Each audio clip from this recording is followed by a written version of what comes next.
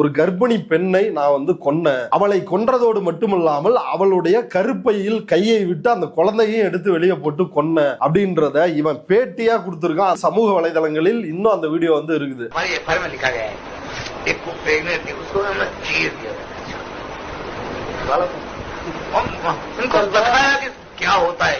हम लोग को तुमने मारा तो हम तुमको क्या प्रतिकार दे सकते हैं, हम खिचड़ी कड़ी वाले नहीं है.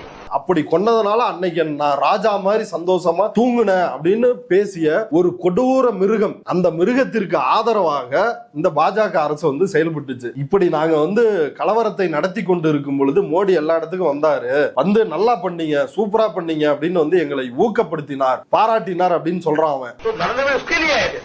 वो पूरे अहमदाबाद में घूमे थे, जहाँ जहाँ मियाँ है ना वहाँ इसके लिए घूमे थे. हिंदू में यहाँ मुसलमान रहते हैं, यहाँ हिंदू रहते हैं, तो हिंदू में जाके आया कि नहीं अच्छा किया और करो. எப்படிங்க கேஸ்ல இருந்து தப்பிச்சுக்கிட்டு இருக்கீங்க அப்படின்னு இந்த பத்திரிகையாளர் ஸ்டிங் ஆபரேஷன்ல பாபு பஜ்ரங்கி கிட்ட கேள்வி எழுப்புறார். அந்த பாபு பஜ்ரங்கி சொல்றான், மோடி என் கேஸ விசாரிக்கிற நீதிபதிகளை மாத்திக்கிட்டே இருந்தாரு, அதனால தப்பிச்சேன். हमको तो जेल से नरेंद्र भाई ने छोड़ा है, उन्होंने जज बदले.